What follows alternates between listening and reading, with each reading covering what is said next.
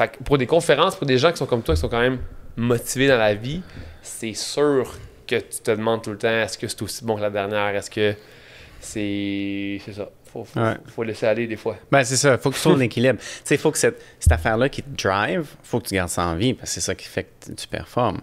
Ouais. Fait que tu veux pas complètement chasser ça. Mais moi, j'ai vécu des moments où le feedback du client est incroyable. Je reviens à la maison, ma blonde dit comment ça s'est passé, puis je suis comme, je suis pas super content. Fait qu'à un moment donné, si à un moment donné, t'es jamais content de toi parce que t'es trop dur sur toi-même. Tu sais, mettons, moi, j'ai eu une phase, là. Je donne une conférence d'une heure, je m'en fais sur un mot, je suis en tabarnak. Ah ouais? Ok, t'es le genre de gars-là qui est un peu, pas piqué, mais qui est comme, dès qu'il y a quelque chose qui accroche, ça te fâche. Ben oui, fait que là, tu sais, fait qu'il faut que tu prennes le beau de ça, mais que tu apprennes tu sais, sans ça, t'es pas heureux, puis t'es comme jamais content, puis c'est pas ça la vie. Là. Ouais, faut let go, comme je te dis, on est des humains, on veut juste essayer de faire bien les choses le mieux possible, mais des fois ça arrive, il y a tellement de pépins dans la vie qui arrivent, puis tu peux te reprendre. Tu as fait comme 500 conférences, je pense, à date.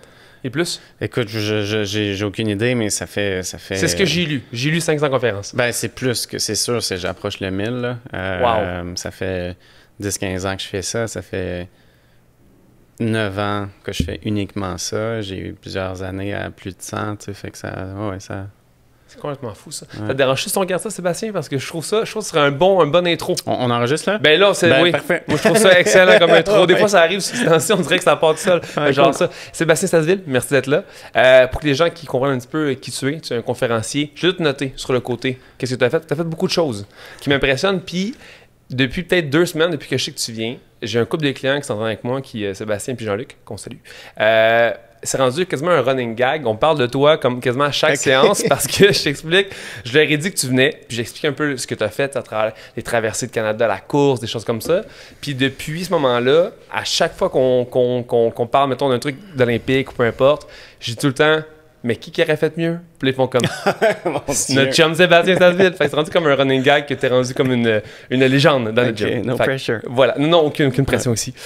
Donc voilà, donc conférencier, on disait, t'as fait quasiment plus que autour de 1000 conférences jusqu'à ce jour. Est-ce que tu parles de leadership, dépassement de soi, etc.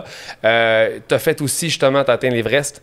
T'es le premier de diabète type 1 qui a atteint l'Everest. Premier Canadien avec le diabète de type 1, 3e au monde. Voilà, c'est pas négligé. On va dire que c'est quand même pas si mal non plus. Là. Ouais. Puis t'es quand même impliqué dans cette cause-là du diabète. Puis ta dernière course que t'as fait traverser, c'est le Canada. Ouais. T'as fait 6 000 km. Ouais, 6 000, traverser le Canada à vélo. Fait en 15 jours. En 15 jours, 17 heures. Fait c'est quasiment 400 km par jour, ça. Là. Ouais. Je vais en faire un 1000 km avec mes amis dans le nord du Québec. On est stressé. On a 10 jours. Fait que là, quand il arrive un moment où on n'est pas sûr de réussir, je leur ramène ta traversée, puis je leur dis, ça se fait, ça va bien aller. À part ça, tu as couru le Sahara, une course Sahara. C'est 250 km. 5 jours. 5 étapes, exact. 5 jours, 250 km dans le Sahara. Incroyable. Incroyable. Je sais pas comment tu fais pour avoir autant d'énergie. Tu as fait des Ironman aussi. J'ai 10 Ironman de fait, une vingtaine de demi. Faut que je me mette plus. Parce que des fois, je me sens vraiment actif physiquement. Puis quand je reçois des gens comme toi, je suis comme, il y a moyen là, que je pousse un petit peu plus la note puis que je me dépasse plus physiquement. Là. Tu m'inspires à le faire. Sinon, tu as aussi fait la traversée à la course. Oui, 2014. Qui est du Canada au complet, qui est 7500 km. Ouais. Qui, je pense, comme un 4-5 marathons par semaine. Exact. Puis à travers ça, tu as mis des conférences, des entrevues radio, télé. T'es une machine, Sébastien. Ces projets-là, tu rentres là-dedans, la Terre arrête de tourner. Tu sais, je regarde la liste que tu viens de faire, puis moi aussi, là, je fais comme, wow, tu sais, on dirait que ça se peut pas, mais ça se peut. Puis il y a un déclic qui se passe, s'il y a une mission, si tu sens que tu fais quelque chose qui est important, puis il n'y a rien dans tout ce que j'ai fait qui a une réussite individuelle. Fait que de l'extérieur, c'est des super beaux accomplissements sportifs. Il y a des équipes qui rendent ça possible. Fait que tu es dans une bulle avec une équipe, tout le monde supporte une mission, tout le monde a un rôle super important à jouer, tout le monde a l'impression de faire partie du succès. Puis quand tu as tous ces ingrédients-là, il y a des choses vraiment magiques qui se passent. Puis à un moment donné, tu te réveilles, tu sors de la bulle, tu regardes ce que tu as fait, puis tu dis comme wow, c'est cool ce qu'on a accompli. As-tu la même équipe depuis le début à travers toutes les Ça événements? change. Ça change. Il y a des... Il y a un physio avec qui je travaille depuis longtemps, tu sais, des trucs comme ça. La traversée du Canada à la course. Donc, Patrick Saint-Martin, un de mes super bons amis, qui avait fait la logistique. Donc, tu sais, lui a traversé le Canada en voiture à 10 km/h. Fait que je pense que c'est un saint, là. C'est clair. C'est la première personne que je suis allé voir, tu sais, pour la traversée du Canada à vélo. Malheureusement, les années ont passé, il y a une famille, il y a une business, puis il n'était plus capable, tu sais, de partir comme ça. Fait que l'équipe se rafraîchit de temps en temps aussi. Ah, c'est clair, mais j'ai vu des photos de ton équipe justement de vélo. Puis tu sais, je vois le visage des gens qui sont comme, on a travaillé fort que ça arrive. Là. Je pense que tout le monde a son rôle. Puis c'est vraiment cool que tu aies des gens qui veulent embarquer avec toi. Parce qu'en ce moment, le 1000 km qu'on fait en vélo, c'est une petite distance, mais c'est quand même, je me rends compte que juste ça, c'est énormément de logistique à gérer, de trucs à ne pas oublier, de points d'arrêt, d'essence, de nourriture, de commanditaires. Je me rends compte que ça me prend des heures et des heures et des heures. Fait qu'un truc comme une traversée de vélo complète du Canada ou la course, justement, c'est énormément de logistique. Ça n'a pas de sens. Hein? La traversée du Canada à vélo, c'est un projet d'1 demi-million. Non, la traversée du Canada à la course, 9 mois, c'est un projet d'1 demi-million. Ah, j'avoue, l'hébergement, tout ça n'a pas de sens. Puis aussi, c'est parce que moi, tu sais, tu peux le faire en poussant un carrosse, puis avec tes économies de 10 000, puis ça passe. Mais moi, tu sais, je l'ai toujours dit, la chose la moins importante, c'était le gars qui court. Fait que, tu sais, moi, j'étais juste l'hameçon pour les médias, mais pourquoi c'est un projet d'1 demi-million? Parce qu'on a livré 41 événements, parce qu'on a une équipe de documentaires, parce qu'on a un véhicule, parce que y a une firme de PR d'impliquer. Puis la chose la plus importante, c'est pas le gars qui court, c'est le message. Ouais. C'est à quoi ça sert, tout ça. Puis on voulait que ça résonne. La traversée du Canada à vélo en 15 jours, on n'est pas loin de 100 000. Donc, ça se fait comme en autonomie, tu sais, en 2-3 mois. Ouais. Mais si tu veux une équipe qui t'aide à rouler 20 heures par jour, puis là, bon, l'équipe de documentaire, l'équipe photo, là, tu sais, le c'est quand même plus facile maintenant qu'avant parce que justement, t'as comme des preuves que tu peux accomplir des grandes choses. Tandis que tu arrives à avoir plus facilement des commanditaires, des gens qui embarquent pour t'aider. Oui. Okay. Oui.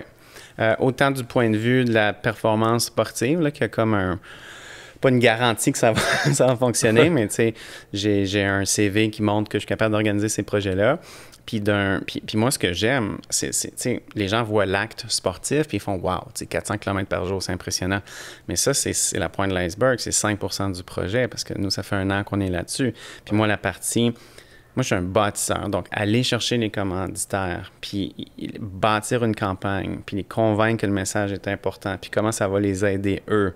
Personne ne te donne 100 000 pour que tu traverses le Canada à vélo. Non, c'est parce que ça va aider leurs objectifs à eux. Fait que là, tu t'intéresses à ces entreprises-là, tu comprends c'est quoi leur marché, puis ça, cette partie-là, moi, j'adore ça. Fait que tu t'impliques quand même là-dedans. Tu n'es pas juste dans l'activité du dépassement de soi physique, tu fais tout le reste aussi. Totalement. OK.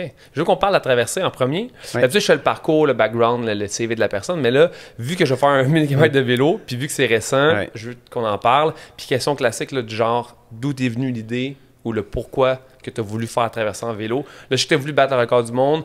61 heures de trop, je pense. Ah non, j'ai complètement... j'étais même pas proche. Le record... À mes yeux, moi, c'est très, très proche. Tu comprends ce que je veux dire? Oui. Tu sais, le record, c'est 13 jours et 4 heures. Moi, j'ai fait 15 jours, 17 heures. Et puis là, il y a toute l'histoire de la météo, que ça a été complètement fou. Puis ça n'a pas été des conditions favorables. Non, c'est ça. It is what it is. Mais c'est ça. OK. Fait que pourquoi d'où vient l'idée? Ben, la maudite COVID. Oui, c'est ça. Moi, je suis d'abord avant tout un triathlète. J'avais un gros focus sur le Ironman. Puis l'hiver dernier, moi, j'ai pris le pari qu'il n'y avait aucune course au Québec cette année. Puis c'est un peu ça qui est arrivé. Ouais. Donc, je cherchais quelque chose à faire, quelque chose autour de quoi je pourrais bâtir une campagne. Puis aussi quelque chose qui, avec les années, j'ai compris mes forces, il était où. Moi, je suis quelqu'un d'endurance. Je suis quelqu'un... puis ma personnalité, puis mon physique, mon ADN, chaque cellule est faite pour l'endurance. Moi, je suis pas un sprinter. Quand ça brûle, j'aime pas ça, j'arrête. Mais là, Sébastien, 400 km par jour, man... Ça brûle si boire. Tu comprends ce que je veux dire dans la mesure où c'est 400 kilos. J'ai fait mon premier 140 km une semaine. Ouais. J'étais fier, là, comme si je venais de remporter une médaille. Ben oui. Mais tu sais, à la fin, les côtes, ça brûlait, là. Ouais. Puis j'ai pas beaucoup dénivelé, là. Fait que, ok, continue-moi. Je vais pas te couper, mais dans le sens où je comprends que tu dis que t'es quelqu'un d'endurance. Mais c'est fou comment que les perceptions changent parce que avant, j'avais un focus Ironman. Puis donc, des rides de 150, 200 kilos, c'était des grosses rides. Ouais. Puis dans les derniers 6 mois, là, à l'entraînement, mon premier 200, mon 250, un 300, un 400. Puis c'est fou maintenant. Tu sais, c'est super pas compliqué. Tu fais 150, puis après ça, tu fais 200, tu fais 250. Oh, ouais. Puis next thing you know, 200 c'est facile, puis 400 c'est rendu la norme. Fait que c'est pour ça que je dis, je pense pas que je fais des affaires si spéciales que ça. Tout le monde peut le faire. Mais il s'agit de commencer puis de construire tranquillement. Puis, mais niveau préparation, justement, en vue de ce 15 jours-là de vélo, comment tu te prépares physiquement? Tu fais juste une période de préparation de loading comme ça, linéaire? Ou... Oui, puis non, c'est fou à quel point tu n'as pas tant de long ride que ça. Donc, j'ai passé l'hiver en puissance. Donc, tu veux monter ton FTP, le langage de cycliste, mais tu veux augmenter ta puissance le plus possible. Et puis, ensuite de ça, tu allonges ça avec de l'endurance, puis des longues sorties. Donc, tu veux un coffre à outils qui est le plus vaste possible. Puis, parce qu'au final, à 400 km par jour, la réalité, c'est qu'après 3 jours, il n'y a plus de jus. Puis, tu dors pas. Moi, j'ai dormi entre 0 et 3 heures par nuit. Puis, c'était pas vraiment... Le concept de jour et de nuit était plus là parce que c'était des blocs. Tu sais, c'est des blocs de 20 heures, de 25 heures ou de 30 heures sur le vélo. Tu dors 2-3 jours, 2-3 heures de jour, puis tu repars. Puis tu passes à travers la nuit, le soleil, puis... Fait que, tu sais, quand j'ai fait le Canada à course, j'ai vu chaque arbre. C'est une expérience incroyable. À vélo, en 15 jours, il y a des grosses parties, je me souviens plus, là. Mais aussi le fait que tu roules depuis 15 jours, fait que souvent, il y a tellement de choses qui se passent en même temps, puis le manque de sommeil, tout ça doit affecter quand même ce que tu vois, puis... Tu rencontres des gens sur la route, c'est la question typique, là, quand tu croises quelqu'un qui traverse la course aussi, ou à vélo aussi, t'es parti de où ce matin? Je me suis fait poser cette question-là 2-3 fois, j'avais aucune idée. Parce que tu dors pas, c'est pas comme j'arrive à une place, je fais 8 heures de sommeil, je déjeune, je me lève, je m'en vais. J'ai plus de notion de c'est quoi le matin, puis ce que c'était, où j'étais il y a 12 heures, honnêtement, je me rappelle plus, là, comme le sleep deprivation, là, c'est vraiment... C'est fascinant à quel point ça affecte tes habiletés cognitives. Est-ce que ton pace réduit plus tu avances? Oui. C'est un processus d'érosion. Puis il faut quand même trouver l'équilibre entre... Tu sais, des fois, j'avançais juste plus, puis je m'entêtais à rester sur le vélo, mais tu sais, j'étais à 18 km/h, fait que peut-être j'aurais été mieux de dormir 2 heures de plus pour rouler plus vite. Fait que tu sais, il y a eu beaucoup d'apprentissage aussi dans cette affaire-là. Fait que tu as cyclé avec des périodes d'heures précises. Ouais. Est-ce que tu y allais au feeling ou c'était déjà prévu avec un coach que tu te disais, OK, bon, je vais faire 20 heures, 24, 18, ou tu y allais vraiment comme, OK, là, dodo, là. Il est temps pour Sébastien de faire dodo. Ben, ce qui s'est passé, c'est qu'on a passé 6 mois sur la logistique, sur la préparation, sur la planification. Puis c'est vraiment fascinant. Jour 1, tout est allé aux poubelles à cause de la météo. Ça raconte un peu le début, là. Je suis parti le 28 juin. La journée où la plus chaude dans toute l'histoire du Canada, c'est la journée où Lytton a brûlé au complet, le village a brûlé au complet, tu sais, au BC. Ouais. J'ai monté les Rocheuses à 45 degrés Celsius avec un ressenti à 50. C'est quoi le dénivelé des Rocheuses?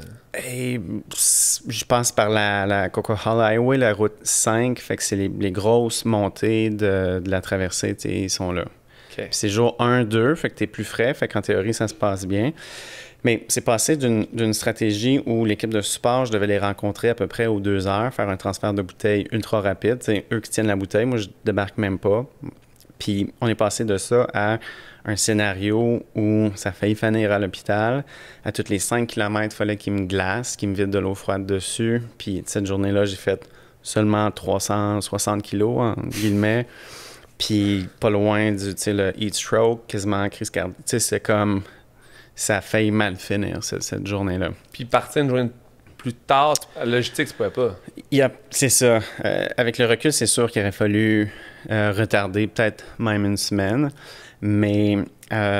Mentalement aussi, t'étais-tu... Tu sais, des projets comme ça, à un moment donné, ça fait 6 mois que tu planifies, il faut juste que tu y ailles. Tu n'es plus capable d'attendre, tu n'es plus capable de planifier. Puis tu planifies trop. Tu n'es plus dans la réalité. À un moment donné, il faut que tu ailles tester le plan puis tu l'ajustes dans la réalité, pas dans la théorie.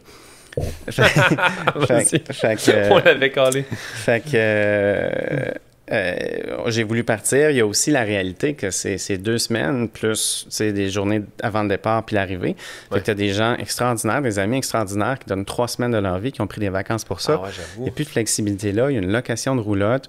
Fait qu'à un moment donné, on a dit comme go. Puis honnêtement, c'est une des premières fois que j'ai pas atteint mon objectif. Cela étant dit, c'est l'expérience la plus riche. J'en parle de la chair de poule que j'ai vécue. J'ai jamais appris comme ça. Je suis revenu plus motivé, plus inspiré que jamais. Parce que si tu atteins l'objectif à cause de la météo favorable, c'est de la chance. L'histoire n'est pas aussi intéressante. Ouais. Puis là, tout ce que j'ai vu, c'est que ça se pouvait.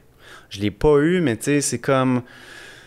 Ça se peut, puis c'était là. Fait que j'ai vu juste des possibilités. Je suis super content qu'on ait mis la barre vraiment... Tu sais, Big Impossible Goal. On a mis la barre tellement haute, on l'a pas eu, puis c'est à cause de ça que l'apprentissage a été ces stéroïdes. Je te jure, je t'en parle shake, là, puis ça a comme tu sais, moi, ce que je pense qui est possible, c'est quand même gros, là. Puis ça a monté la barre encore plus. Ça a redéfini ce que je pensais que je pouvais faire. Je revenais à la maison, j'ai changé mes objectifs de carrière, financier. Tu sais, c'est comme... Wow. J'ai jamais, tu sais, autant trippé, puis j'ai pas eu l'objectif. Des fois, c'est ça, c'est tellement l'expérience qui fait que tu gagnes plus, tu sais. C'est sûr que ça aurait été cool que tu le fasses en 13 jours, mais tu sais, si les vents sont favorables, la température, il y a quelque chose qui fait que, tu sais, j'ai vu les photos, ce que tu commences ta ride, justement, puis que t'es couvert de sueur, puis que le monde te glace, puis je me dis, tu sais, d'avoir eu le courage de partir pareil, il y a toute cette expérience-là qui est folle raide. C'est fou. Je veux dire, chaque journée, on pourrait en parler pendant des heures, mais tu sais, je veux dire, tu as le moment, tu sais, jour 1, là, à 50 degrés, là, il y a Marc-Antoine, un de nos gars de vidéo, ses souliers ont fondu en dessous, là. OK? Fait que tout le jour 1, il a tout changé l'histoire. T'as, mettons, le jour 7 où on se rencontre, on va pas l'avoir. Fait que c'est comme, l'équipe est comme, on est un peu triste, mais là, comment tu sais, c'est comment tu fais pour continuer de pousser vraiment fort, pas 2 heures, là, 7 jours de plus, à 20, 25, 30 heures, tu sais, puis tu gardes l'équipe engagée, puis comme... Fait que tout ça, c'est super fascinant. Tu vas aller chercher où les ressources, puis là, tu reconnectes avec pourquoi tu fais ça, puis bon, moi, ma cause, puis tout ça. C'est fascinant, puis il n'y a rien de ça qui serait arrivé. J'avais eu du vent d'eau, puis je serais arrivé 2 heures plus vite que le record. Là. Fait que comment tu as fait pour garder l'équipe motivée, puis quand tu as fait pour te motiver toi-même à dire, je vais continuer à pousser, tu as quand même poussé vraiment vite tout le long. C'est pas dit, moi, le finir lentement, là. Non, c'est ça. Quand tu fais pour rester grindé sur l'objectif quand même si tu le sais que tu vas pas l'atteindre. Tu sais, au final, moi, j'adore ça, ces affaires-là. Tu sais, les gens qui demandent, tu vas arrêter, c'est quoi le prochain, si je fais pas ça pour faire des conférences, moi, j'adore ça, ces affaires-là. Fait que, tu sais, j'ai du fun. Tu dis ces affaires-là, man, comme si c'était, tu comprends, un camping en plein air le week-end. Ouais. Non, moi, ça me rend super heureux. Okay. Fait que, tu sais, j'étais dans mon happy place, puis au final, c'est simple comme ça. Tu sais, j'ai pas une réponse sexy ou un outil que les gens qui écoutent pourraient dire, OK, je vais me dire ça, je vais faire ça. Moi, j'adore ça, ça me rend heureux. Ensuite de ça, c'est sûr que la cause, ça aussi, c'est super fascinant. Encore une fois, à cause qu'on n'a pas eu l'objectif. Nous autres, là, tu sais, we're taking a massive beating. Il fait 50 degrés Celsius. L'équipe adore pas, je dors pas. C'est vraiment, vraiment, vraiment difficile. Tout le monde travaille vraiment fort.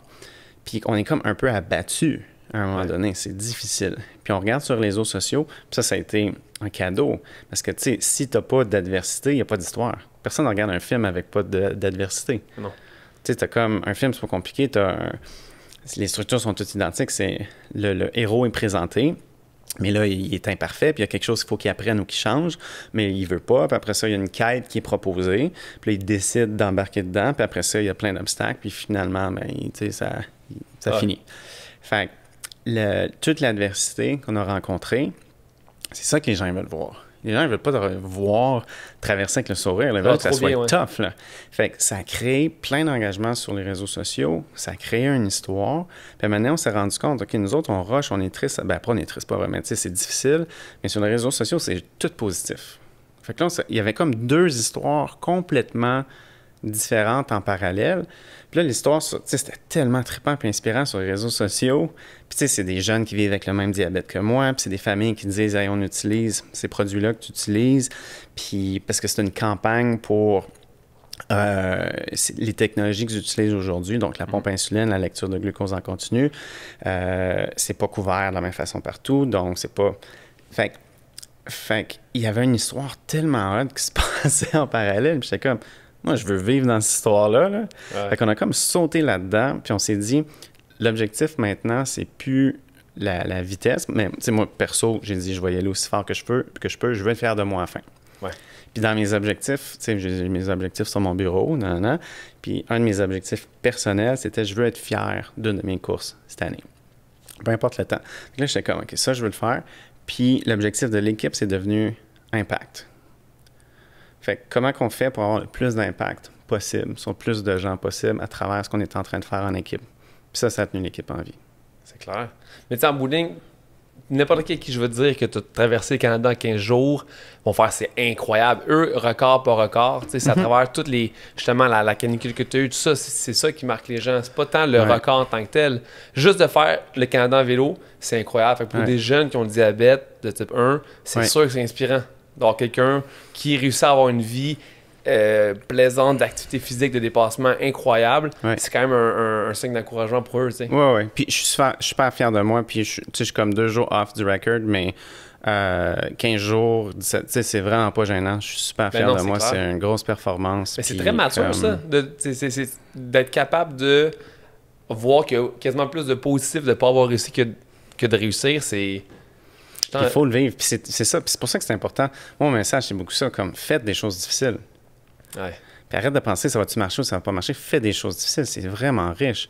Puis, cela étant dit, c'est des super belles citations. Fait que c'est bien cute sur Instagram, ces affaires-là. Là. Mais quand tu le fais, là, OK? Peu importe ce que ça représente pour toi, quelque chose de difficile. Moi, je l'ai fait cet été. Puis, tu sais, j'ai jamais souffert de... Tu sais, on l'a eu d'un dents, là, plusieurs reprises, là. Puis là, aujourd'hui, on est 3 semaines plus tard, on se parle, puis ça fait 3 semaines, je le mastique, puis je l'explore, puis jamais j'ai appris comme ça, puis c'est ça le cadeau, là. C'est très hot. Y a-tu d'autres pépins, d'autres trucs auxquels tu n'as pas pensé qui est arrivé, comme je suis en canicule, on savait pas? Y a-tu d'autres facteurs, soit météo, soit d'équipe, de vélo, de blessures qui est arrivé? Inattendu? Pas tant, non. Pas trop de pépins mécaniques. C'était pas prévu de rouler de nuit comme ça. Donc, moi, je prévoyais rouler des 20 heures, dormir 3-4 heures. Puis finalement, c'est à cause de la météo que j'ai commencé à rouler de nuit. Parce que c'était plus frais et tout ça. C'est ça. Le gros défi, ça a été que au lieu d'avoir... Parce qu'on avait 2 équipes, 2 véhicules qui devaient être en rotation. Parce que ton équipe de support... Parce que toi, c'est normal que tu sois épuisé, que tu roules 20-25 heures. Donc, ça, c'est normal. Mais tu veux que les gens qui te supportent, ils soient frais. Fait qu'il y a 2 voitures qui vous suivaient ou une voiture puis 2 équipes? Il y avait une roulotte puis il y avait 2 roulottes, en fait. Puis au lieu d'avoir des shifts, vu que j'avais tellement besoin de support fréquemment, donc eux étaient en relais constant, puis ça finit que l'équipe a plus dormi que moi. Puis je veux dire, on se parle, là, ça fait 3 semaines, puis on commence à avoir récupéré. Là. Fait que ça a été un gros défi. Physiquement, à la fin, t'as-tu des blessures? Combien de jours ça t'a pris de te remettre de ça? Ça a été long. 100% genre, je suis refresh.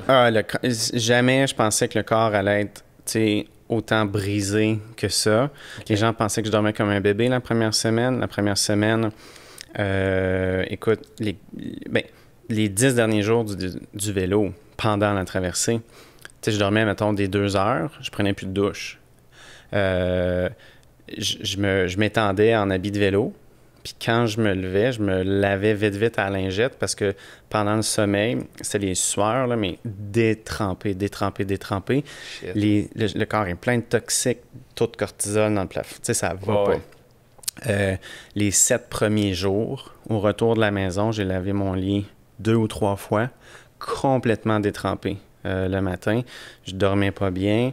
Ma consommation d'insuline, pas pour rentrer dans les détails, mais j'étais à peu près à 40 unités par jour. J'étais à près de 100 unités par jour à cause de la résistance à l'insuline pendant une semaine après le retour.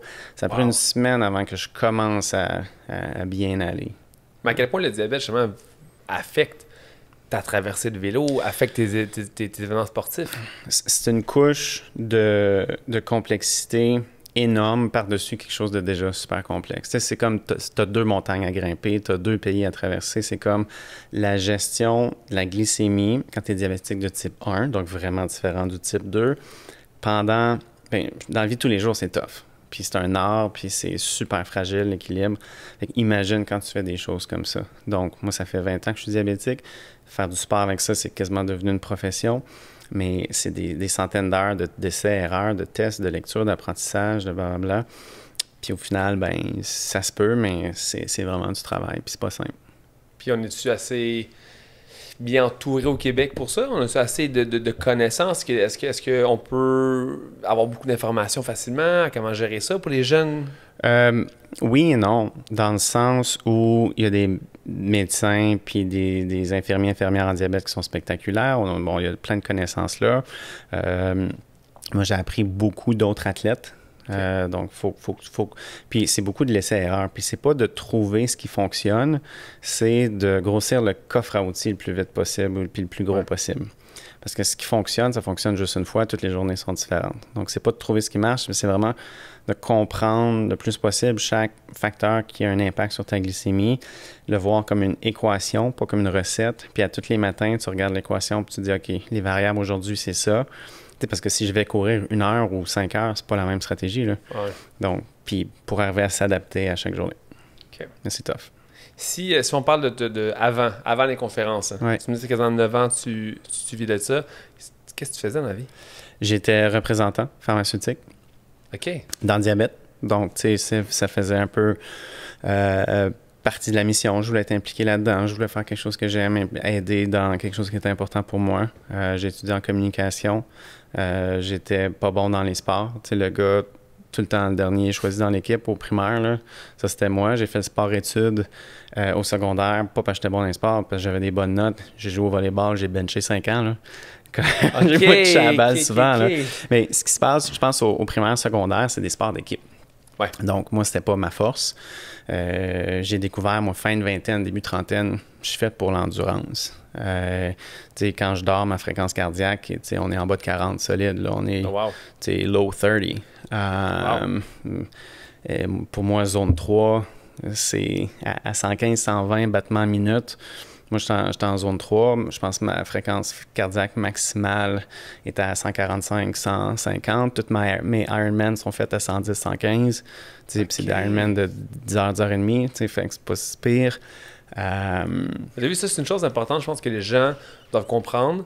Puis c'est pas pour te dire, tu sais, va pas faire des sprints si t'es pas doué pour faire des sprints. Si t'aimes sprinter, même si t'es pas doué tant que ça, va sprinter. Là, si t'aimes ça.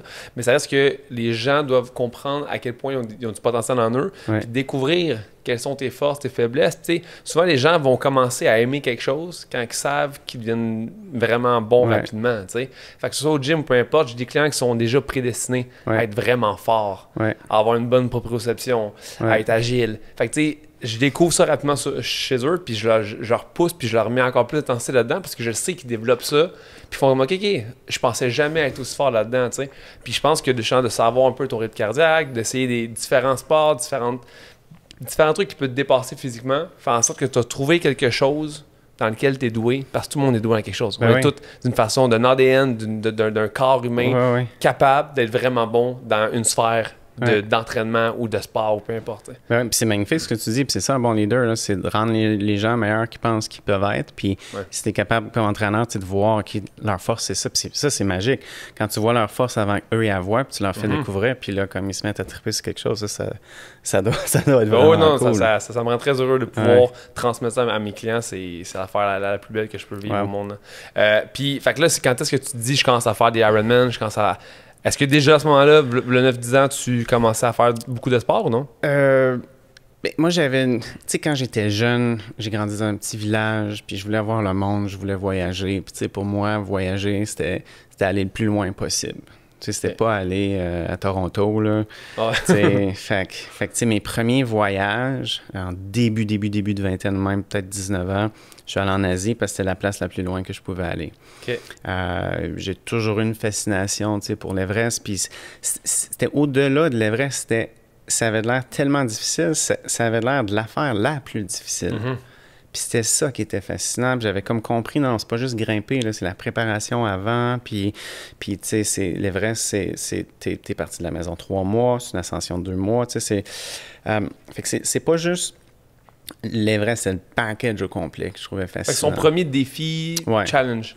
Oui, puis tu sais, je me souviens, j'avais essayé de planifier un projet de traversée du Groenland en ski, ça n'a jamais marché, je ne sais même pas passer proche, tu sais, j'étais peut-être plus en amour avec le résultat que le processus à l'époque, là, puis, fait que, mais l'Everest, c'est ça, ça a été le plus gros projet, le premier projet, ça a été ma vingtaine, j'habitais à Vancouver à l'époque, je me suis entraîné là, je grimpais un petit peu partout, puis ce qui est arrivé, c'est que, tu sais, pendant une dizaine d'années, ben, toutes tes vacances y passent, tous tes sous y passent, tout ton temps y passe, tu atteins l'objectif, et puis là, puis là, tu le savoures, puis bon, puis l'année d'après, je me suis dit, j'aimerais ça faire quelque chose de différent.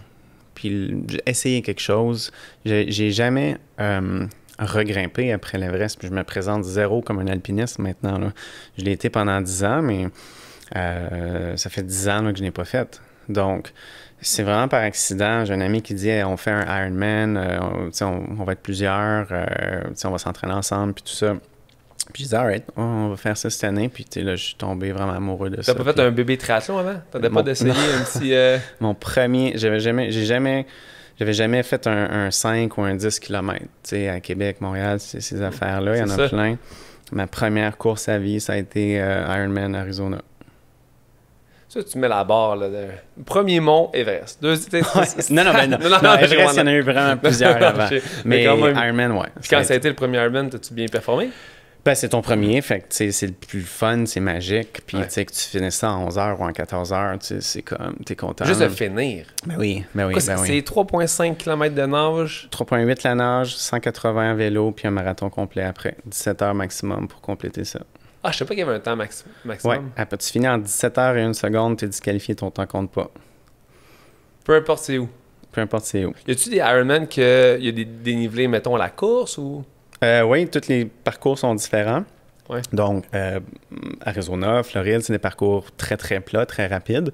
Okay. Tremblant est un moyen. Donc, la course n'est pas trop côteuse. Il y a un peu de côte au vélo. T'as Placide qui est un petit peu plus côteux. Je les connais plus tous, puis ça change de plus en plus. Mais il y en a vraiment des plus durs que d'autres, ça, c'est sûr. Puis le Sahara, là, ça vient quand dans l'histoire de Sébastien? Sahara, c'est 2012. OK. Puis... Pourquoi Sahara? Écoute, j'avais vu passer ça sur Internet. Je trouvais ça vraiment fascinant, ces courses d'endurance-là. Et puis, à un moment donné, je m'étais dit, il n'y a rien de plus différent que l'Everest que la course du Sahara. Fait que j'ai trouvé qu'il y avait une opposition là-dedans. Il y avait de quoi de super riche.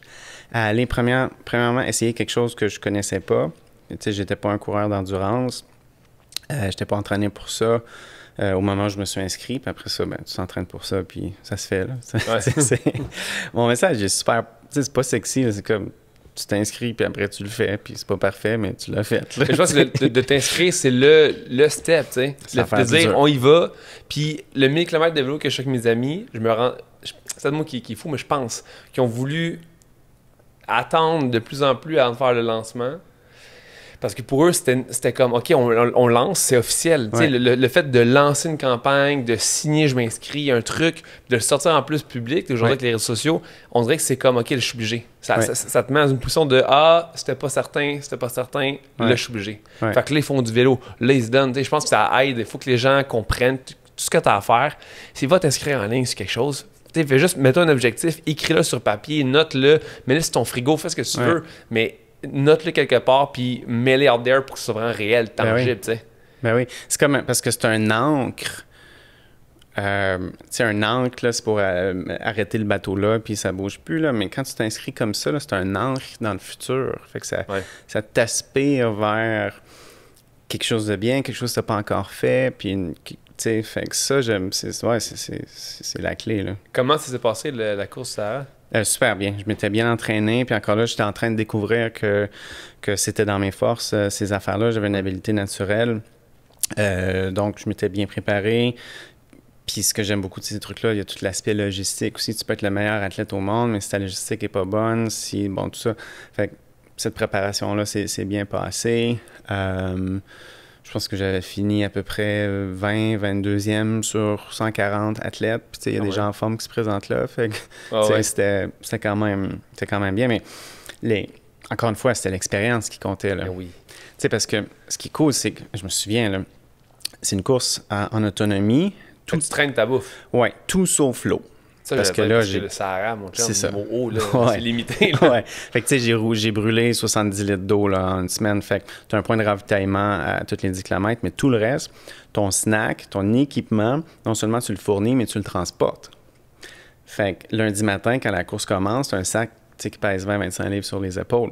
Wow. Fait que là, il y a comme, il faut que tu trouves l'équilibre entre confort puis performance. Plus tu en as, plus tu as de confort, mais moins ça court vite parce que ton sac est pesant puis tout ça. Fait que ça s'est relativement bien passé. Tu as des gens qui ont fait plein d'affaires. Ah oui, c'est ça que je voulais dire, c'est que chaque gramme compte. Fait que tu n'apportes pas de livre, pas d'iPad, rien. Pas de sel. Ben non. Fait que qu'est-ce que tu fais quand tu as fini? Tu jases avec le monde. Puis tu te rends compte que tu es entouré de gens de partout au monde qui sont fascinants, qui ont des histoires incroyables. Puis ça aussi, c'est une super richesse. Puis ce qui s'est passé aussi, c'est quand même des athlètes puis des compétiteurs. Donc, on a tous fait la même chose. Tu checkes les temps de l'année passée, puis là, tu sais pas à quel point c'est difficile. Tu checkes les temps de l'année passée, puis là, tu es comme, ben là, je pourrais quand même faire pas pire, là. Mais au niveau de la foulée, tu es dans le sable. Tu es dans le sable. Il y a des endroits où c'est un petit peu plus mou, plus rocailleux. Tu sais, le terrain change, mais tu sais, plein de kilomètres, tu sais, je veux dire, des dizaines, des centaines de kilomètres, tu es dans le sable, là. Fait que, mais ce qui se passe, c'est que c'est une des affaires les plus dures que j'ai faites, ça, avec la traversée à vélo en 15 jours. Puis tu arrives là avec tes grosses ambitions, tes temps, je te jure, ça prend 1 heure, tout est aux poubelles, tu veux juste survivre puis finir. Puis tout le monde passe de compétiteur à coéquipier en à peu près 1 heure. Puis là, tout le monde s'aide, puis on part. Ça, c'était vraiment trippant aussi. J'imagine. Ouais. Puis niveau entraînement, là il fait combien de degrés là-bas dans le Sahara? 30, 35, 40, 45. Est-ce que tu t'entraînes dans des conditions qui sont similaires? T'as-tu testé? Idéalement, tu sais, mettons que si tu as un méga sponsorship, tu peux te préparer pendant 2 ans, of course, ça serait bien d'aller. C'est clair, mais je parle de toi, mettons, dans ton cas à toi, c'est non, ça. je me suis entraîné à Québec, je courais un petit peu dans le sable, dans le gravier quand j'en trouvais, mais that's it, là. Tu peux pas vraiment faire, non. faire plus? Non. OK. Par rapport à la course du Canada, ouais. c'est encore une fois question de base, d'où vient l'idée de dire je cours le Canada en 9 mois? Ben, j'ai toujours 3-4 idées de projets, avec lesquels je jongle, puis qu'est-ce que je pourrais faire, qu'est-ce qui me tente, qu'est-ce qui me rend heureux. Puis à un moment donné, ça, quand je me suis mis à le décortiquer puis à me rendre compte comment qu'on pourrait l'attacher à tout ce qui était, bon, la cause avec le diabète. Puis là, ça va prendre 9 mois, fait que tu es capable de faire du bruit pendant 9 mois, d'être dans les médias pendant 9 mois, dans des villes différentes, dans des centres de diabète. Puis mon ambition, c'était devenu, je veux que les 3 millions de personnes au Canada qui vivent avec une forme de diabète soient impactés par ce projet-là. Donc, on les rencontre en personne, mass media, réseaux sociaux, comme tout le monde connaît quelqu'un qui l'a. Ouais. Fait que si celui qui l'a ne l'entend pas, ben, son ami va y dire. Fait que le projet s'est vraiment construit, encore une fois, autour de ce désir-là d'avoir un impact puis d'aider les gens qui vivent avec cette condition-là. Puis parce que la partie course, honnêtement, c'est mon petit bonheur à moi, là. Tu sais, comme ça, c'est ça, je l'ai fait parce que ça me tentait. Puis tu sais, il y a des affaires maintenant, je partage, puis je disais pas comme, ça fait quand même déjà 6-7 ans, mais j'aimais, tu sais, il y a plein de gens qui voulaient venir courir avec moi, puis on a dit oui à tout le monde sans exception. Souvent, ça me tentait pas. Ah ouais? Parce que ce qui était difficile, c'était même pas le marathon par jour, parce que le marathon, je le courais à mon rythme. Fait que, tu sais, je courais, puis c'est ça, tu sais, fait que moi, j'avais du fun, puis c'était mon moment pas de relaxation, mais tu sais, t'es tout seul, t'écoutes des podcasts, tu réfléchis, nanana. Puis après ça, il y avait toujours un deuxième marathon qui commençait. Fait que là, tu cours à un événement, on avait de l'administration, on avait des trucs à planifier. Fait que tu cours un marathon par jour, puis après ça, tu t'assois à l'ordinateur pendant comme 5, 6, 8 heures pour travailler. Fait que c'était le second shift qui était vraiment dur. Fait que c'est pour ça que je voulais comme la paix pendant. Eh oui, je comprends. Et en plus, moi, hier, j'ai réalisé qu'en voyant des photos justement sur ton site, qu'il neigeait, là, j'ai comme pas fait le lien qu'en 9 mois, il neigeait au Canada. Ouais. Puis on dirait que dans le voyage, j'ai fait OK. Fait qu'il a couru également son petit bonheur dans la neige en hiver. Oui, je suis parti le 2 février de Saint-Jean-Terre-Neuve. Ça a été le pire hiver en 15 ans dans tout l'Est canadien. Yes, niveau météo, t'es un chanceux, ça, j'allais dire, ça n'a pas de sens. Puis, fait que le premier 2 mois, tu sais, je veux dire, j'ai des souvenirs, je courais avec des lunettes de ski, mais c'est parce que c'était pas tant pour la neige, parce qu'il faisait trop froid, puis je sentais que mes yeux, ils gelaient, fait que, tu sais, je voulais les couvrir, fait moins 30 pendant une semaine, ça, c'est tough. Un petit bonheur, dans le fond. Oui, mon petit bonheur. Mais, tu sais, puis là, la stratégie de récupération était super importante. Fait que dans la stratégie de la routine, plutôt, tu sais, t'avais les bas de compression, les bottes, les petits électrodes, puis le fameux bain de glace. Fait que 4 Passer heures, d'être stick à moins 30. fait 5 heures, t'es à moins 30, tu t'en vas dans le bain de glace en rentrant à l'hôtel. Tu prends un bain de glace à chaque fin de journée, ou presque? Ben, je l'ai fait beaucoup au début, parce qu'au début, on était à l'hôtel, parce qu'il faisait trop froid pour la roulotte. Puis aussitôt qu'on a transféré dans la roulotte, à peu près avril-mai, dans le coin, un peu avant Québec, ben là, il n'y avait plus la possibilité de la faire. Mais mes autres outils m'aidaient à récupérer. Parle-moi d'autres outils, là. C'est une de mes questions sur la petite feuille. C'est comment optimiser la récupération d'un tel événement. Oui, bien, bon, c'est toutes des choses simples, mais c'est de le faire. C'est dans l'exécution. Donc, les protéines dans le premier 30 minutes après la course, donc, c'est pas juste le savoir. Tu sais, il ne faut pas savoir ce qu'il faut faire qui est important, c'est faire ce qu'il faut faire. Donc, c'est des choses super simples comme il faut que les barres de protéines soient dans le truck, il ne faut pas que ce soit dans la roulotte au camping. Tu sais? Ouais. Bon, des choses comme ça. Ensuite de ça, pour favoriser une bonne récupération, tous les outils essaient de faire un petit peu la même chose, c'est activer la circulation. Bon, fait que les bas de compression, c'est ça. Le bain de glace, c'est ça. Tu gèles, puis après ça, tu vas dans une douche chaude, fait que là, ça ouvre, ça circule. L'autre chose, les petits devices, les Gecko, ça s'appelle, c'est un petit peu fancy, c'est pas connu. Non, je connais pas. Fait que c'est un petit électrode que tu places ici, ça stimule le nerf, je me rappelle plus du nom, puis là, ton pied va tu sais, comme ça, à chaque seconde. Même affaire, tu stimules la circulation, ça, c'est super efficace. C'est quelque chose qui est d'abord et avant tout utilisé pour aider les gens, pour les plaies à guérir plus vite. Mais il y a plein d'athlètes qui utilisent ça. Mais comme en physiothérapie, tu as toujours des petits, j'oublie le nom, là, mais c'est des petits pads d'électrodes où ça fait juste des petits...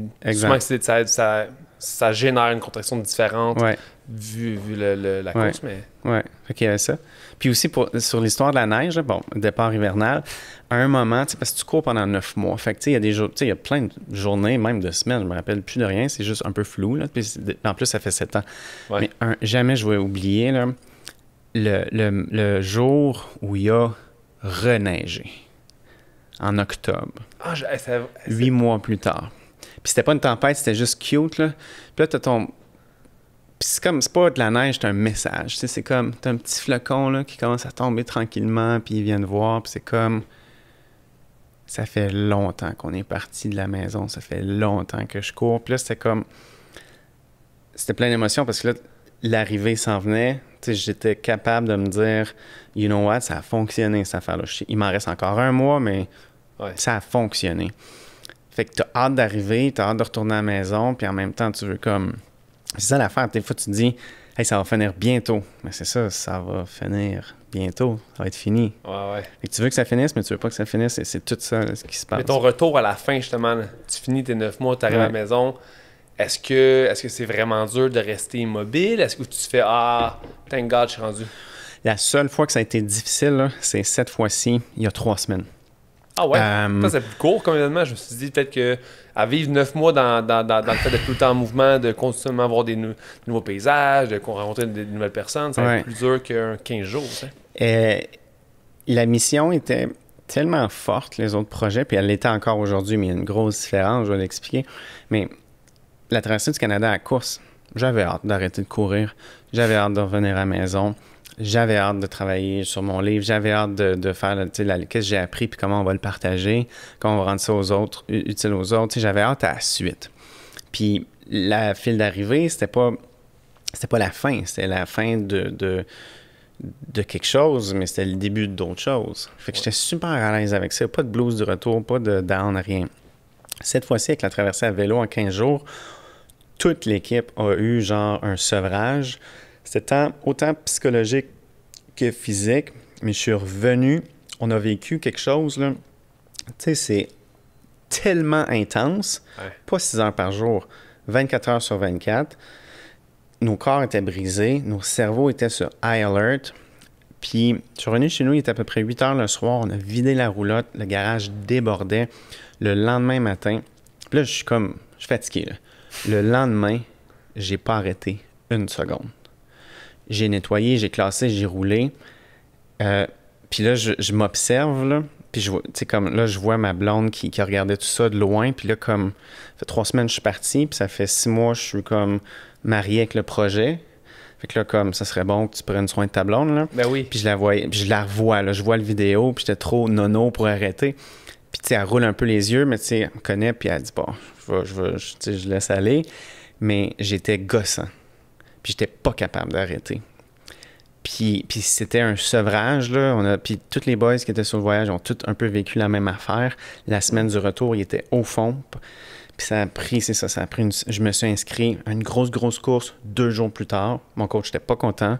Ça a pris comme plusieurs jours là, avant que les neurones là, t'as pas couru, là? Tu vas courir? Non, c'est ça. Ça va être l'été prochain. OK. L'été prochain. Je suis comme crème, là. Non. Laisse-toi un petit 3 semaines de break, là. Ah ouais, non. chose. Là. Puis là, ça redescend. Puis là, je suis vraiment dans une phase... Là, tu sais, ça fait plusieurs années que je suis dans des entraînements structurés. Puis là, je suis comme cet automne, là, je prends vraiment soin de l'esprit, du body. Puis comme je suis actif, tu sais, je bouge pour la santé, mais là, on recharge. OK, mais c'est déjà bon que tu ne sois pas blessé ou que... Tu sais, je veux dire, c'est beaucoup de volume, c'est beaucoup d'intensité. Ouais. T'as-tu déjà eu des blessures à long terme ou non? Oui. Tu sais, j'ai comme tout le monde, là, je veux dire, j'ai été... surtout dans le triathlon, il y a une belle conversation là-dedans parce que j'ai été blessé puis arrêté des 2-3 mois, toujours quand c'était des projets avec des intentions de performance. Fait que moi, ma croyance, puis je suis pas un professionnel de la santé, mais ma croyance, c'est pas vrai que tu te blesses tant à cause du volume. Si tu as un volume intelligent pour là où tu es rendu... Voilà. Tu te blesses, tu sais, puis c'est l'ego, c'est les niaiseries qu'on fait pour aller plus vite. Quand tu fais des intervalles de vitesse, puis en côte, puis que tu n'as pas dormi la veille, tu sais, c'est toutes les affaires qu'on fait pour aller plus vite qui servent l'ego, c'est ça qui nous blesse. Mais tant à la course qu'à vélo, j'ai poussé plus fort, mais à la course, j'ai fait un marathon par jour. Je n'ai fait 5 ou 6 par semaine pendant 9 mois. Tu sais, tout fait mal, là. Puis, tu sais, moi, je regarde les vidéos de la fin, le pelvis est twisté là, à cause de ça. Tu sais, je cours bizarre, là. Mais aucune cassure majeure. Puis, si tu y vas à ton rythme, le corps trouve. Le corps trouve le rythme qu'il faut, puis ça peut y aller pour toujours, là.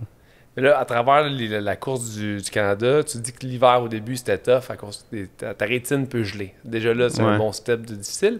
Il y a quel autre moment à travers qui a été vraiment dur? Que tu dis, ouf, j'ai le goût de briser, j'ai le goût d'arrêter, là. S'il y en a eu.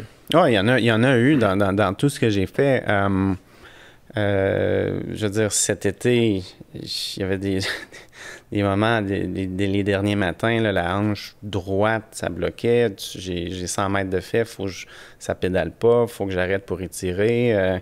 À chaque poussée, ça fait super. Tu cries à chaque poussée pendant les premières 15 minutes, le temps que ça se réchauffe, que tout ce slack prenne sa place. Fait que, tu sais, en montagne, pas tant sur l'Everest, mais un souvenir, c'est où donc? Parce qu'on était au Tibet ou au Kyrgyzstan, tu sais, il y a eu quelques close calls. Fait que c'est des choses comme ça qui arrivent. Je comprends donc. Si tu me parles de à quoi tu penses quand tu cours, là, tu es quand même tout seul, tu es un gars quand même solitaire dans ton sport. Là, là tu écoutes des podcasts, tu écoutes de la musique, c'est quoi? Tout ça passe dans la tête de Sébastien? Tout ça. Pendant la traversée, là, j'ai jamais été autant cultivé que pendant la traversée parce qu'à un moment donné, j'ai allumé puis je me suis dit, je peux lire. Tu sais, en écoutant des podcasts, puis des e-books, puis tout ça, 8 heures par jour. Ou non, c'est pas vrai. 4 heures par jour, 5 heures par jour. Fait tu sais, quand est-ce que tu vas avoir le luxe de lire 4 heures par jour? Fait que, tu sais, puis à tous les matins, je commençais avec les nouvelles, puis pas juste, tu sais, les trucs à l'étranger, puis etc., plein de podcasts. Puis à un moment donné, souvent aussi, l'après-midi, là, il y a une limite là, à l'énergie qu'un podcast de The Economist peut te donner. Fait que l'après-midi, ça finissait souvent en musique. Mais j'ai un bon souvenir, puis il y a une photo de ça. Patrick qui avait pris la photo, c'est l'hiver, c'est les 2 premiers mois, c'est super chaotique, je suis dans une grosse tempête, la photo est un peu folle, puis j'ai le souvenir, moi j'ai écouté un podcast justement de The Economist, puis à l'intérieur, tout était calme, puis vraiment organisé, puis ça, c'est comme si tu gardes, si tu restes, puis en endurance, c'est ça, c'est des systèmes qui lâchent un après l'autre, si tu restes organisé, si ton esprit reste organisé, ton corps va rester organisé un petit peu plus longtemps. Fait que j'essaie de tenir l'esprit droit en premier, au point de vue de la motivation, au point de vue c'est quoi le narratif intérieur en ce moment, là. Je suis en train de me dire c'est tough, je suis en train de me dire je suis pas, je suis en train de me dire je suis bon, je vais-tu réussir, pas réussir. Fait que ça, je porte vraiment attention à ça beaucoup. Fait que tu te parles quand même beaucoup. Ouais. Le narratif, puis le corps va être... C'est plus le corps qui est un reflet de l'esprit que l'inverse, je pense. Puis si tu parles de moments touchants, là, y a-tu d'autres moments comme ça que tu as vécu à travers n'importe quelle traversée, là, que tu as fait ça, c'est tellement beau. Quel moment était un des plus touchants, un des plus beaux, les plus sensibles, les plus émotifs que tu as vécu? Ben, souvent, c'est... En termes de positif, quelque chose de positif. C'est après aussi, tu sais. Il y a une histoire que j'ai racontée plusieurs fois, tu sais, c'est Jack, le petit bonhomme que j'ai rencontré à peu près à mi-chemin quand j'ai traversé le Canada à la course. Parce qu'à vélo, il n'y avait pas de médias, pas d'événements, rien, pendant. Ça, c'est parce qu'on essayait d'aller vite. Mais puis ce qui s'est passé, c'est que Jack est devenu un ami, ses parents sont devenus des mentors. Jack un peu représente tous les kids tu sais, que je voulais aider. Puis l'affaire cute, là, c'est que, bon, on se rend compte, on est capable de faire 2-3 dîners, de souper, tu sais, parce qu'on était tout le temps basé au même endroit pendant une semaine. Puis, mais c'est à mi-chemin. Fait que pour le reste du voyage, Jack, il appelle à toutes les semaines. Tu sais, pour savoir. Okay. Puis là, il y a 10 ans, tu sais, les questions qu'il pose, tu dors-tu bien, tu manges-tu bien, ton diabète, ça va comment? Tu sais, c'est comme un adulte. Puis à la fin, Jack et sa famille, ils ont pris l'avion, puis ils m'avaient surpris à Vancouver, tu sais, la veille de l'arrivée. J'ai couru le dernier 5 km avec Jack. Fait qu'il y a une super grosse symbolique là-dedans, puis ça, c'est vraiment des moments que je retiens, là. Holy shit. Ouais. Mais ça, c'est fou à quel point on peut... Tu sais, c'est juste une personne, là. Puis imaginer avoir l'impact sur une personne comme toi là. Tu me dirais, Mike, faut que tu traverses le Canada à la course. Je te dirais, let's go. Comme, tu sais, pour une personne... L'effet que tu peux donner, c'est fou. On est tellement outillés, on a tellement la force de pouvoir toucher tellement de gens qu'il faut que les gens comme toi qui sont inspirants fassent ce que vous faites. C'est magique. Là. C'est beaucoup dans l'action, je pense. C'est facile de le dire, mais tu fais ces affaires-là, puis il y a quelqu'un quelque part qui regarde, puis il se dit « moi tout, je peux faire ça. » là. Fait que... Puis il y a une joie... immense qui vient de ça. Quand tu apprends ces histoires-là, quand tu te rends compte que ça a cet impact-là, puis ça, c'est le carburant ultime. C'est clair. Puis c'est vraiment... Tu sais, puis c'est ça qui énergise. Puis c'est ça, tu sais, qui me fait continuer, puis c'est ça que tu cherches, tu sais, on s'en fout un peu, là, du fil d'arrivée, puis du sommet, puis tout ça, mais ce qui remplit, puis ce qui donne le goût de continuer, puis ce qui fait que tu es heureux. Tu sais, je cherche des grands mots, là, mais ce qui fait que tu es vraiment heureux, puis tu te sens utile, puis que tu as une vie remplie, ben c'est ça, là, c'est cet impact-là sur les autres. Tu fais pas juste pour toi, tu sais. C'est ça qui donne mais non, c'est ça. Le goût, tu sais. Comme un matin, je parlais de toi justement avec une cliente, puis tu sais, elle me disait, mais tu sais, pourquoi il apparaît en plein milieu s'il y a de la misère? Comment il fait pour continuer à travers tout le kilométrage qu'il fait, tu sais. Puis je dis, oh, mais lui, tu sais, il court quand même parce qu'il est atteint d'un diabète qui est grave, parce que ça inspire les gens, tu sais, de toujours faire un sport ou quelque chose par rapport à quelque chose d'humain qui vient te chercher, qui parle de tes valeurs. Tu vas performer mieux, tu vas pouvoir marquer plus les gens, tu sais, puis à chaque coup de pédale que je vais donner dans mon 1000 km dans Côte du Nord, je vais penser à la fondation pour laquelle j'ai amassé des fonds, tu sais. À chaque fois, je vais avoir de la misère, je vais repenser à ça, puis ça va me donner de l'énergie, puis une drive incroyable de faire d'autres projets comme ça aussi, mais que je vois l'impact que ça peut avoir, tu sais. Fait que je pense que tous les gens qui ont le goût de faire une traversée, une course ou partir en entreprise, peu importe, c'est d'avoir le noyau, c'est d'avoir le pourquoi que tu le fais, qui n'est pas juste pour toi ou pour l'argent ou pour du matériel, c'est d'avoir une vision plus grande, parce que les moments où c'est difficile, tu repenses à ça. Ça fait que ça te drive à côté, tu sais. Ouais. Puis moi, je pense, en vieillissant tranquillement, là, il y a une notion de cohérence. Moi, c'est un de mes mots préférés, là. Tu sais, quand tu as cette cohérence-là entre le pourquoi, puis ce que tu fais, puis les actions, puis, tu sais, ça vibre aligné, là.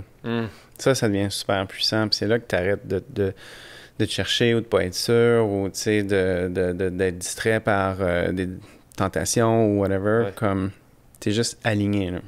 Ça, c'est important. Cohérence. Ouais. Très beau mot, t'as raison. Avant qu'on passe aux 5 questions de fin de podcast, tu as mentionné que tu t'es inscrit à une énorme course. Oui. Parle-moi. C'est le RAM. Le Race Across America, qui est la course d'ultra cycling mythique, donc traversée Ok, je connais ça même pas. des États-Unis, de la Californie jusqu'à Washington. C'est en solo. Et puis c'est un petit peu la même formule. Le compteur part quand tu pars, puis il arrête jamais. C'est pas des étapes. Je parlais à des gens qui le font, puis c'est intense, là, des athlètes qui se présentent là, qui me disent les 3 premiers jours, c'est 3 jours de 23 heures, c'est la course mythique en cyclisme. C'est combien de temps de traversée en général? 4500 km. Je pense que le record est à peu près à 8 jours. Typiquement, ça se fait en 10-11 jours, 12, 15, ça dépend. Okay. Puis tu sais, ce que je disais tout à l'heure, là, comme cet été, on n'a pas atteint l'objectif. Jamais j'ai été plus inspiré de ma vie. Tu sais, je veux dire, je suis inscrit au RAM. Tu sais, je me pince, là. Parce que c'est pas... Tu sais, c'est sur qualification, puis ils doivent... Tu sais, tu peux pas juste t'inscrire, là. Ouais. Faut qu'ils te permettent de t'admettre. Puis, tu sais, pour quelqu'un qui n'a jamais été bon dans les sports, qui a eu longtemps le syndrome d'imposteur, et puis là, qui a fait comme des trucs pas si pires, puis, tu sais, comme... Encore, il y a quelques années, faire 200 km, pour moi, c'était difficile, c'était presque, tu sais. Puis là, comme tu te réveilles, puis c'est juste un pas à la fois, puis la définition de ce qui se peut a tout le temps grossi. Puis là, comme juste d'être inscrit au RAM, je sais pas, c'est comme juste ça, c'est vraiment big, là. Puis je suis super content. C'est quoi les classifications quand tu fais? Ben, il y a des courses d'endurance auxquelles tu peux t'inscrire, puis ils demandent... Comme là, il y en a un qui s'en vient, c'est un 24 heures. Puis pour les hommes qui veulent s'inscrire au RAM solo, parce que tu peux le faire à relais, puis là, ça va plus vite, c'est plus facile. Mais dans le 24 heures, ils demandent de réussir à rouler 640 km. Il y a un Québécois qui a fait... Si tu roules 130 km, ben, il te laisse pas t'inscrire au RAM. 630, t'as dit? Je pense que c'est 640. Puis là, je lisais ça hier, peut-être je me trompe. Là, mais autour de... C'est tough. Il y a un Québécois que j'ai vu qui a fait Montréal-Gaspésie en 24 heures. Je sais pas c'est combien de kilomètres, là. C'est un peu moins que ça, c'est sûr, là. Mais on est pas loin de... Ouais, non, mais c'est du millage, là. C'est énorme, man. C'est physiquement... Je comprends que c'est réalisable, ouais. Mais à mes yeux, c'est impossible. C'est ça que je trouve fou, c'est qu'il faut juste que... Tu sais, là, je vais faire 140, mais c'est de faire 160, je vais pousser un petit peu mon nombre de kilométrage à chaque fois que je vais sortir, mais tu sais, d'imaginer de réussir à faire 600, même 3... Je te jure, à mes yeux, c'était impossible il y a 8 mois. Puis ça, c'est fou raide. À quel point, genre... Tu fais juste y aller. Tu commences pas par 600. Tu commences par whatever you can. Fais juste faire 25 de plus à toutes les 2 semaines. Là. Mais c'est fou. Tu fais juste y aller, premier pas, puis ça se transforme ce que tu penses qu'il se peut. Puis ça, c'est magnifique. Ouais, le genre de... Je pense au 92e kilomètre, quand j'ai regardé mon téléphone dans ma ride, j'ai fait... Ça, c'est mon record personnel. J'ai jamais fait ça. Ouais. Puis j'ai fait OK. Puis à ce moment-là, fouille-moi, là, vers Sherbrooke, quand on a quand même beaucoup de côtes, là, je voyais le dénivelé qui s'en est, j'étais comme, c'est impossible. Puis je l'ai fait, là, comme si... Un genre de second souffle, comme si, pour moi, c'était genre... Tu sais, je suis quand même en forme, je m'entraîne depuis très longtemps. Mais en termes de vélo, c'est zéro. Ouais. J'étais 0 bon en vélo. Puis là, on dirait que en faisant 141 km, j'ai fait, OK, je peux m'en faire 2. Mais tu sais, 600, pour moi, c'est comme... Puis je te jure, tu repars à vélo, puis tu vas faire comme, je sais pas, 125, puis ça va être rien. Ben, ça va être rien, ça va être tough, mais ça va se faire. Ouais. Puis, j'oublie mon idée, mais non, ça se transforme, là. Ah ouais. Ouais. Faut tu sais, de voir des gars comme toi le faire, je me dis juste, OK, genre un jour, c'est sûr que je vais faire un 400 km. Quand... Je te jure, c'est pas si compliqué que Who ça. knows? Mais... Tu sais, tu le set up comme il faut, ça prend la bouffe puis tout, puis oui, tu te lèves à 3 heures, peut-être à 4 heures sur ton bike, tu t'arranges que ça soit l'été, l'ensoleillement, tu fais ça fin juin parce qu'il fait soleil plus longtemps, puis tout ça, mais parce que tu sais, t'es pas au fond, tu peux non, pas exact. sprinter. Tu paces toi-même, c'est ça qui arrive, là. Puis le corps est super bon pour, tu sais, psychologiquement, puis il y a des études là-dessus, c'est que tu passes la commande. Fait que c'est le processus d'anticipation régulatoire. Il y a plein d'études là-dessus. Il y a des... Tu sais, je veux dire, la raison pour laquelle les gens, ils frappent le mur à 30 km, mais ils sprintent à la fin d'un marathon, pas juste parce que le chum, la blonde est là, là. Il y a de la science derrière ça. Puis c'est quand tu commences l'épreuve, le cerveau, il dit, ben c'est l'instinct de survie, de protection. C'est un mécanisme de protection. Fait que le cerveau, il regarde la distance à parcourir, puis il répartit les ressources disponibles, autant physiques que psychologiques, entre maintenant puis le desired endpoint. Fait que quand tu pars pour 400, bien, instinctivement, tu pars bien plus tranquillement pour être sûr de te rendre au bout. Tu es comme un peu programmé pour que ça fonctionne. Je comprends. Fait ouais. Je pense que partir aussi seul en vélo, moi, je l'ai fait seul, ça m'a beaucoup aidé. Parce que je me suis pacé moi-même. Je savais que là, c'était trop. Là, je savais que là, je pouvais. Là, je savais que là, je vais prendre une pause. Là, je savais que là, j'avais soif. Là, j'ai pu tout installer le setup en conséquence de ma route pour pas que je me dise, l'autre me dépasser. Tu sais, je suis quand même compétitif, là. Si tu me dépasses en vélo, je suis comme, hey, Cadis, j'ai goût d'y aller. Ça, c'est dangereux. J'ai pu me pacer moi-même puis faire, OK, je vais à mon rythme. Finalement, j'ai quand même été assez rapidement, en tout cas à mes yeux. Puis, mais j'ai jamais brûlé une étape, j'ai jamais été trop loin. Tu sais, comme, c'était pause, maintenant je prends la pause. Comme je peux tout décider, fait que je pense de le faire tout seul, ça peut aussi aider à pas trop te pousser. 5 questions de fin. Première question, quand tu es stressé, nerveux, qu'est-ce que tu fais pour cool down? Je respire. C'est soit un peu de méditation, juste tu essaies de désamorcer. Puis moi, j'ai cette personnalité-là un petit peu compétitive, qui veut construire, mais dans ces moments-là, j'essaie de prendre un temps d'arrêt ou même un pas par en arrière, puis regarder le chemin parcouru, puis juste être content de ça, puis ça désamorce. Tu médites-tu souvent ou c'est juste passer à mon goût. J'aimerais ça dire tous les matins, mais non, je veux le faire tous les jours, mais j'y pense pas tout le temps. Mais puis c'est des cycles. Des fois, je suis super constant, puis là, maintenant, je débarque pendant un mois, puis c'est bizarre, je suis plus stressé. Fait que là, je recommence. Mais la respiration, c'est tellement important. C'est tellement une base. Pendant un bout, je faisais la respiration avec des bains de glace, là, de Wim Hof. C'est qui? C'est genre le maître des glaces. C'est un peu ça comme tu veux. Là. C'est un bonhomme qui est comme on dirait qui est né dans de la glace. Là, ça n'a pas de sens. Mais reste que lui, il a comme développé une technique de respiration. Puis théoriquement, est-ce que sa technique est meilleure qu'une autre? Je sais pas. Mais ça reste qu'en bout de ligne, c'est seulement de ma vie ce que j'étais concentré vraiment sur ma respiration. Fait que est-ce que c'est le 6 secondes in, 4 secondes out avec le hold, avec tout ça qui fait en sorte que j'étais moins nerveux ou j'étais plus comme patient dans ma journée, ou juste le fait que c'est la première fois de ma vie que je m'assoyais puis que je prenais le temps de comprendre ma respiration. Puis tu sais, au gym, je vais le sentir, mais c'est de la performance, c'est pas de la détente du tout. Fait que je pense que même moi, il faut que j'essaie de prendre plus de temps de respirer puis de... Mais des gars comme toi puis moi, je pense que de méditer, parce que pour ma part, c'est vraiment dur de m'asseoir puis de juste respirer. Puis de pas venir bouger ou quelque chose, c'est super touché. Ça demande un gros contrôle de moi-même que j'ai du mal à avoir. On doit être tu sais, pareil, là, tu vas sur la plage avec la conjointe, puis là, après 5 minutes, t'es comme, là, on fait quoi? Ah non, moi, la plage, cancel, là. Moi, passer 7 jours dans un resort, man, cancel. Sans moi, une montagne à monter, quelque chose, un minimum, parce que... Tu sais, je peux enjoy un moment de détente. Comme demain, je pense aller au spa. Tu sais, je me suis dit, je vais aller au spa. Mais tu sais, 3 heures, c'est enough. Je vais quand même lire un livre. Je me suis dit, je vais aller au spa, mais je vais quand même faire quelque chose pour évoluer, pour avoir du plaisir. Ce qui est juste rester là à rien faire. Il faut vraiment que je sois brûlé, raide. Ma tête tourne, il faut que je pense à ce que... voilà. Deuxième question, c'était si tu as un podcast dans le but d'inspirer, qui t'invite?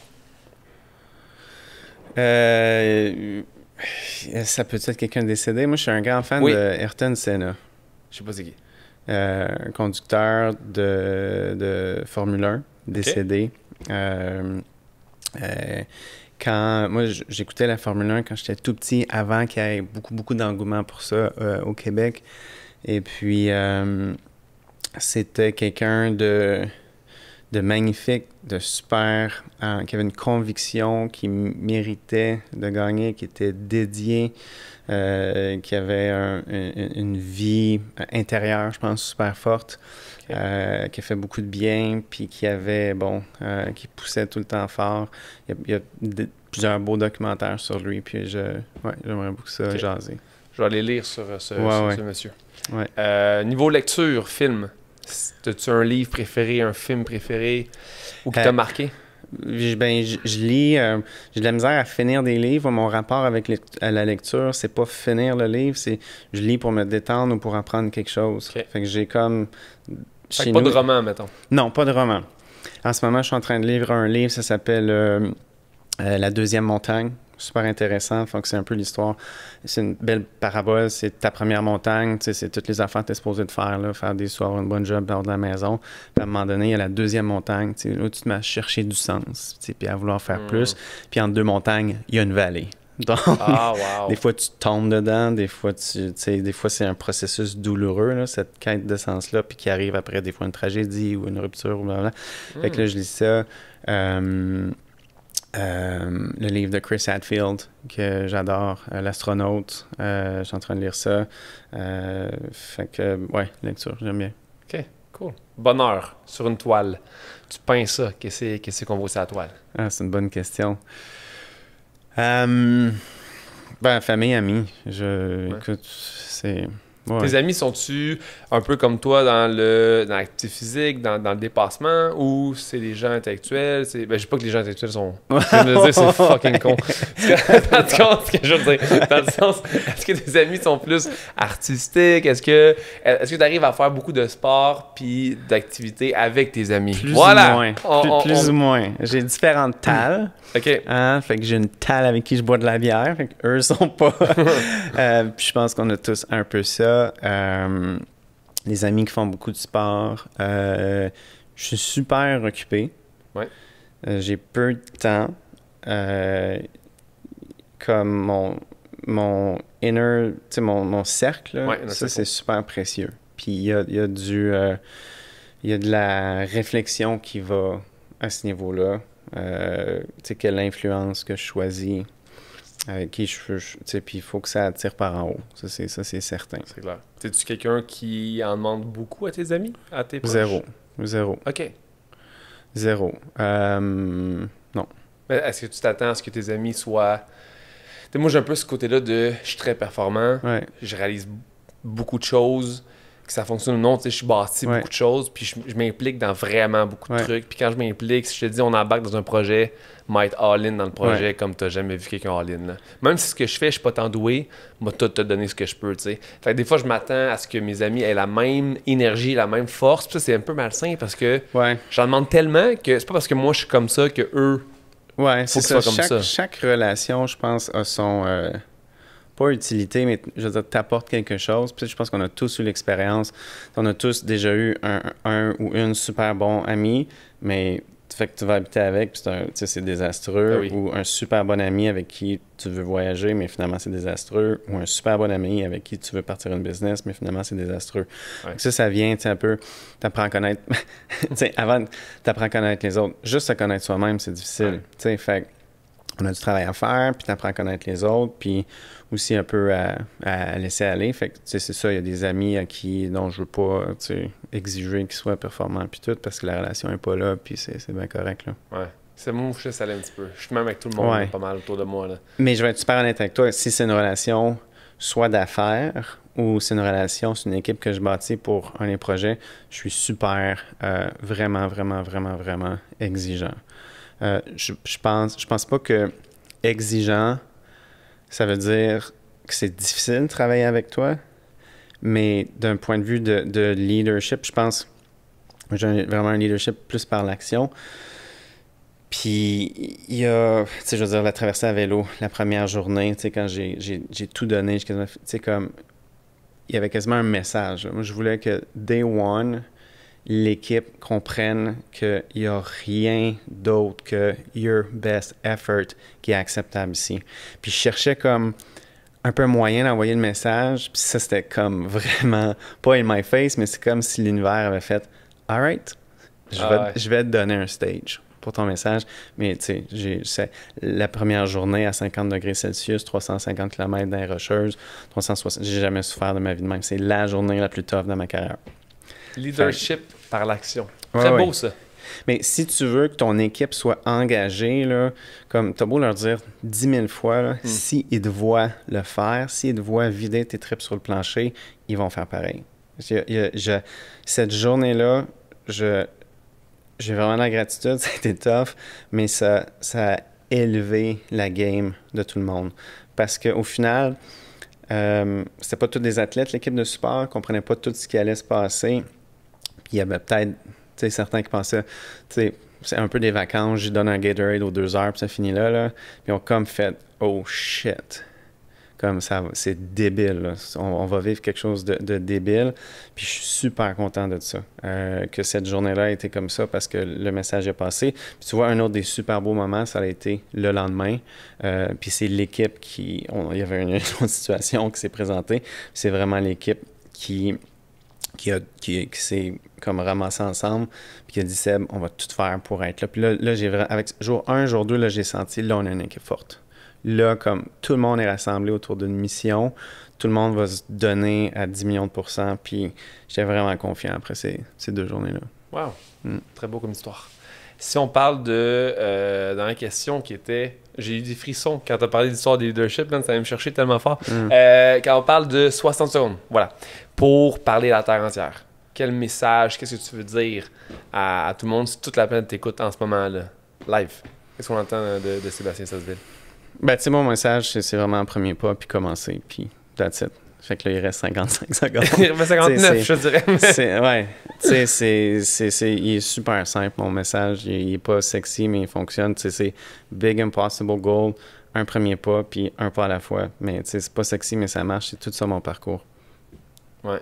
C'est simple comme ça. Tu sais, quand j'ai lu ton histoire, quand j'ai lu ce que tu as fait, je me suis pas dit que c'est un gars régulier qui fait des trucs, tu sais. Mais quand j'ai vu que tu as fait un Everest, une course Sahara, puis du vélo, puis de la course, tu sais, je me suis dit, c'est pas juste un athlète dans une catégorie qui fait juste une chose, tu vas toucher à quand même des sports différents, à des épreuves différentes, à justement de la chaleur du Sahara que de l'Everest ou ce qui est des températures négatives incroyables. Ouais. Le fait que tu touches à tout me montre que ce que tu as comme mindset, c'est juste, je vais le faire. Je me lance, je le fais. Ça. T'as pas un don de Dieu, t'es pas un gars hyper doué avec une telle sorte de génétique qui te donne un... Tu sais, c'est juste, je fais des trucs, je me lance là. Fait que je te souhaite de toucher à plein d'autres projets. Je sais pas si c'est important. Mais t'as dit que t'avais un livre, je sais même pas courant que t'avais un livre. Oui, mais j'ai écrit le livre Au retour de la traversée du Canada. J'avais même pas vu ça nulle part. Oui, ça aussi, ça a été une super belle expérience. Ça, c'est vraiment... Puis moi, j'ai tenu à écrire mon livre. Là. Je sais que maintenant, c'est beaucoup de ghostwriters. Ouais, je sais, c'est plate un peu. Là. En tout cas, je comprends pas ça. Mais, fait que ça a été plus long, mais c'est vraiment, chaque mot, il vient de moi. Puis comme, tu sais, je me suis vidé dans ce livre-là. Là. Puis c'est pas genre, le livre, c'est pas genre jour 27, j'ai mangé ça, puis on était là. C'est comme, il y a ça qui s'est passé, voici ce que j'ai appris, puis voici comment ça peut être utile. Là. OK. Je vais me procurer ce livre-là. Ben, je veux dire, j'en avais pas avec moi, mais je... Ben non, mais c'est pas... Je m'entends pas ce que les gens m'amènent leur livre quand ils viennent. C'est vraiment pas ça le but. Mais merci Sébastien, c'est super inspirant. Ça me fait plaisir, merci. Merci à toi.